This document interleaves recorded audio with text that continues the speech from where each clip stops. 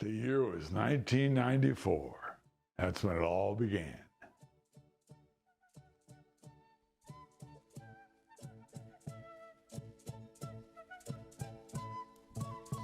Because you're there when I awake, and then you give me the lights of day. Because the children with you can play. I think I am. 'Cause when I speak, you're always there.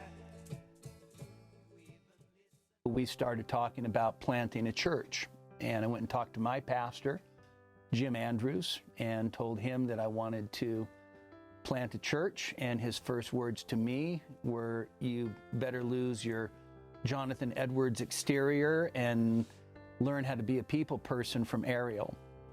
So we started looking at areas to plant a church in Northern California, Nevada, and landed here because of, at that time, the lack of good evangelical Bible teaching churches.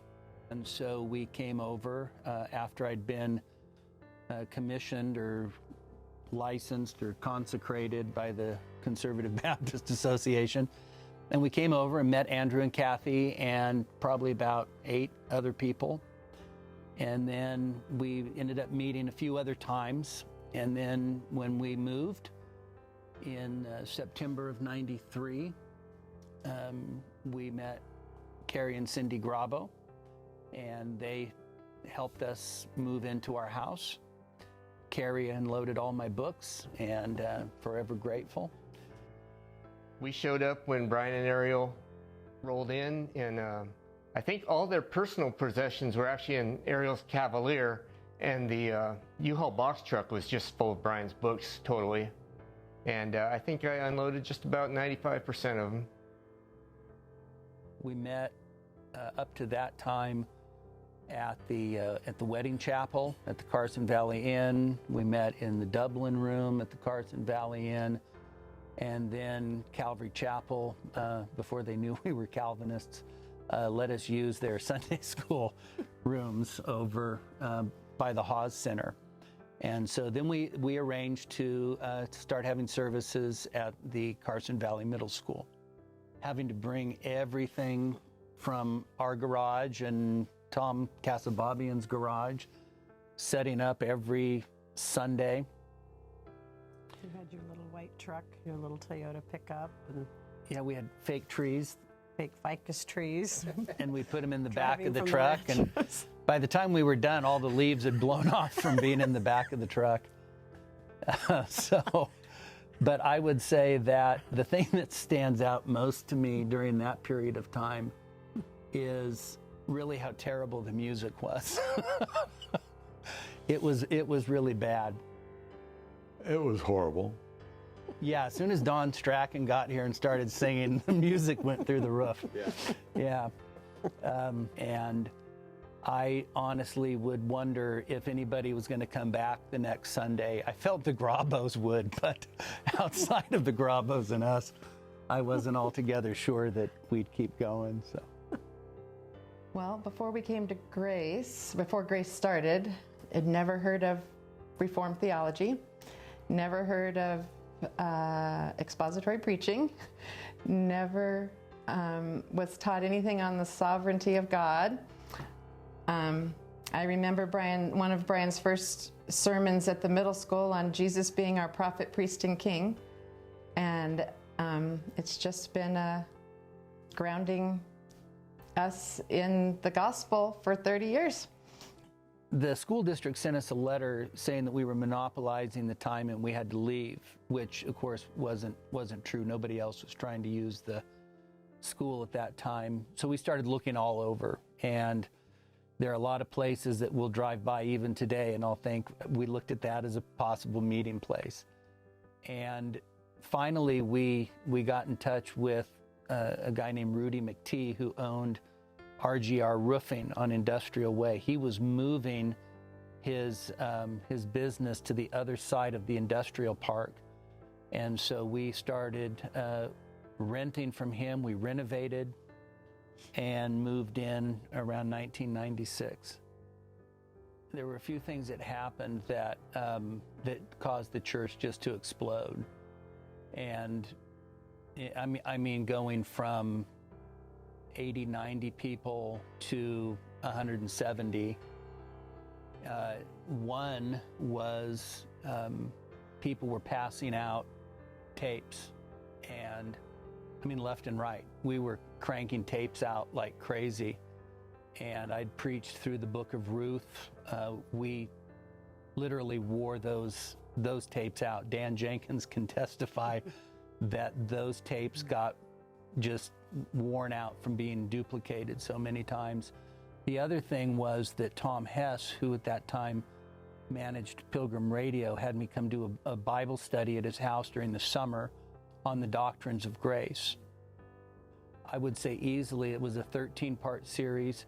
Each tape we duplicated well over 1,000 times, and those were sent out, and so people were just giving tapes to each other. It was expositional preaching, it was Reformed theology, and so people were really excited. You know, in fact, that's how they would kind of date when they came to grace. I came during Ruth, I came during Mark, I came during Isaiah, or whatever.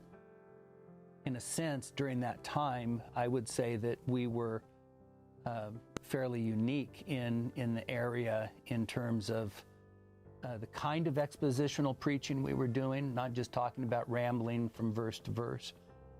Our worship was different. We always had a combination of contemporary and hymns, but there was a reverence. It wasn't a show. It is the biggest blessing to look out and to see everyone worshiping God with all of their hearts. I love this church body because they sing. They don't sing because of who's on the stage. They don't sing because of, you know, the music is just that stirring, but they sing because they love the Lord. But the idea of actually people coming together, so there were people that came in during that time. There were people that didn't like me, and you know who you are, right? Jeff, Bob, Ray. I think Ray liked me. No. Anyway, I liked Ray. There was the idea that a family was growing. You know, the Wellers came in, the Wetmores came in, and you just had a group of people that were just seriously committed to church life. The second time I came, I did want to get up and walk out. But the third time I came, that's when the Lord spoke to me and says, "This is your new home. There's going to be some change in your life." So 26 years later, I'm still here. And I love the man now. So one of the things that happened was that I was teaching a church history class in Latin for the homeschoolers, and that ends up being sort of seminal to the start of Grace Christian Academy. I started a doctorate ministry program at Westminster Seminary in California, where I had actually Dr. Joel Beakey as one of my professors. I also had Ed Clowney, one of his last classes on Christ in the Old Testament, and that was a very, very formative time for me. I did my project on Al Martin's theology of preaching, and out of that grew a friendship with Pastor Al Martin that really was just a huge blessing to me. He, in many ways, has been a mentor to me over the years.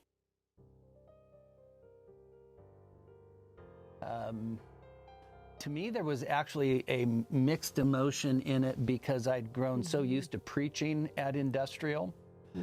And now all of a sudden we're in a brand new environment.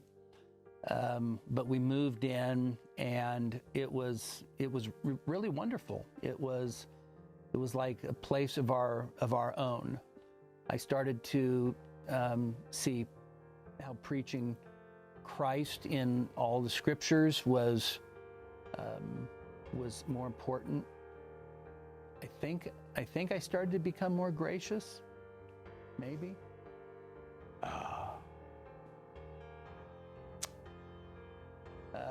But we started to make friends with, for instance, Jim Elliff. We had Dr. Ware come, I think, for our 5th anniversary. And so we started to, in a sense, sort of grow in terms of the network of people that we were associating with, that I think helped our church family. I had people, inside the church that were just really good friends, or people that were close. And Charlie Jarrett, I met Charlie when we were in seminary. We rented a room to him, and Charlie was, and always has been, just an incredible support and encouragement to me. I have to say that when Vic and Bertie Rice showed up, I mean, you can't ask for two people that are more devoted to Christ's church than Vic and Bertie. I'm very, very thankful for the guys that God put in my life. And I will add what Charlie was and still is to Brian, Ingrid has always been to me. Yeah. She's such a dear, dear friend. Yeah. The morning before your surgery, when Desiree McKean sent me a text and a picture of the parking lot and how many people were here before 6 a.m. on that morning praying for you, praying for us. That was life-changing to me. It was overwhelming. Yeah, I think that for us, the idea of a brain tumor and not knowing how it was going to turn out, I think Ariel and I both felt not only the obligation but the desire to suffer well.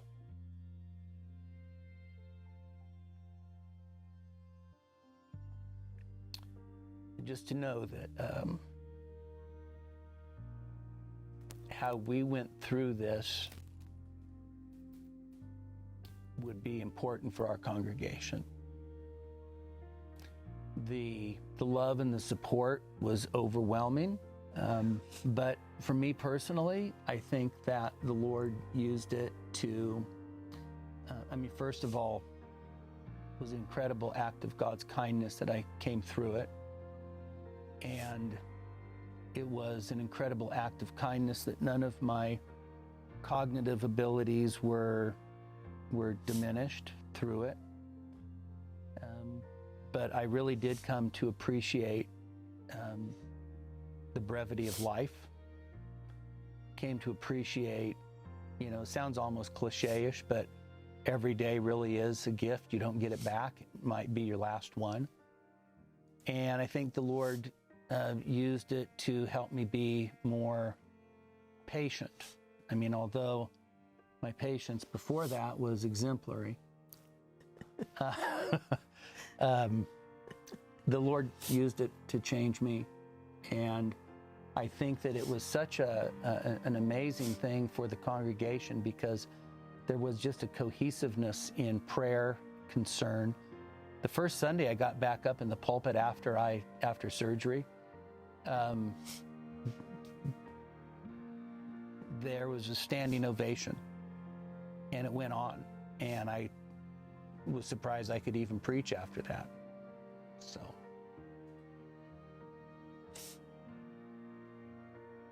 I think one of the things that stands out to me is when I look over 30 years, I am much more prone to see the blessings and the good times and the joy, and yet our congregation has had many trials and has suffered. We rejoice in the day of blessing and fullness, and in the day of adversity we consider that God's made one just as he made the other. Our family was raised here along with the Borgman family. seen through the happy times, the hard times, like through Cindy's cancer treatments. The church has really been a blessing and showed us what it really means to be part of God's family. When I think back on the people that I've grown up with in this church, I think about people like Mr. Venturella, Mr. Corliss, even Ernie Keenel. Diane Gamble, that's one that is very treasured in my heart, and she always had a big impact on our life. And I remember when I was headed out to as a missionary to Africa, saying goodbye to Monty for the last time, because I knew I wouldn't see him again, and he knew he wouldn't see me again either. And just going in there and the blessing of that, of these brothers and sisters in the church who are willing to put into you.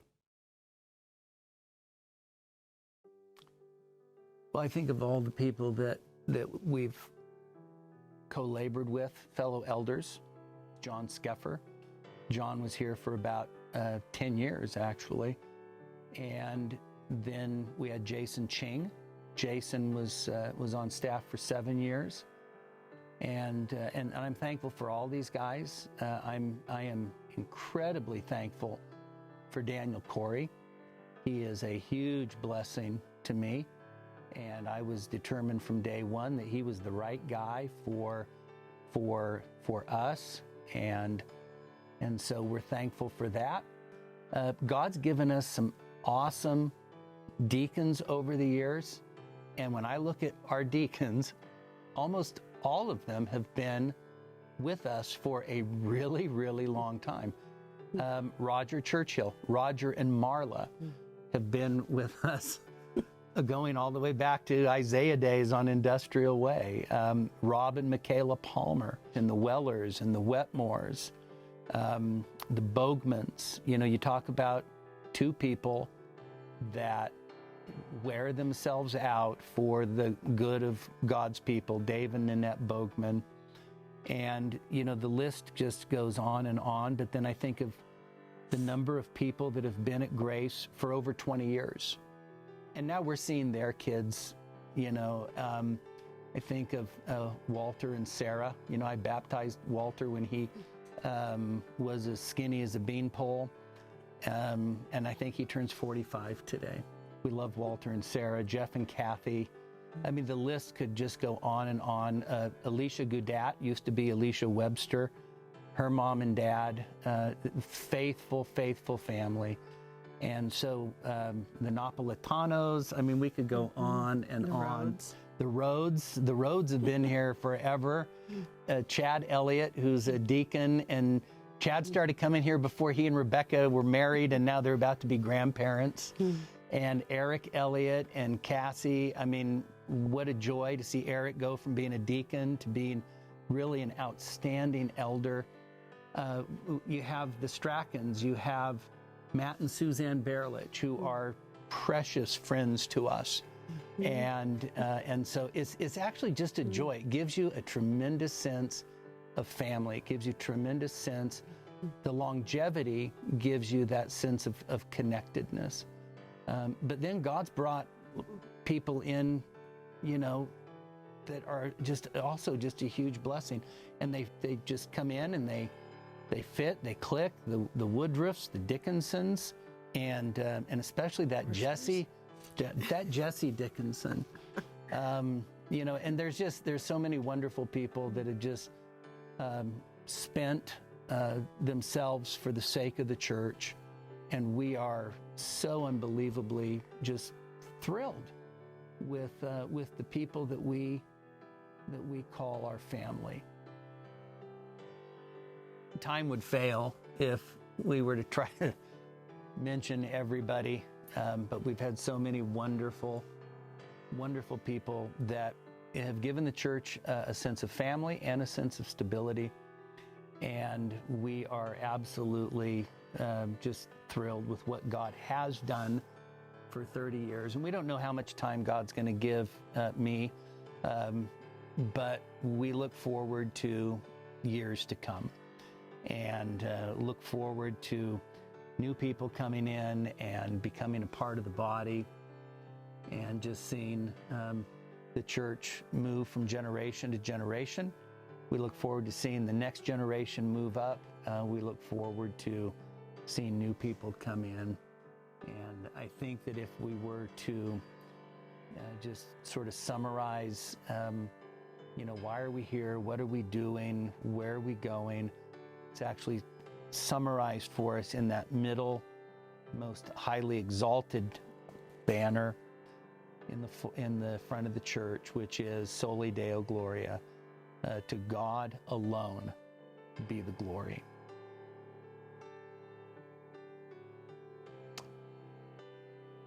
Well, that's all I have to say about that.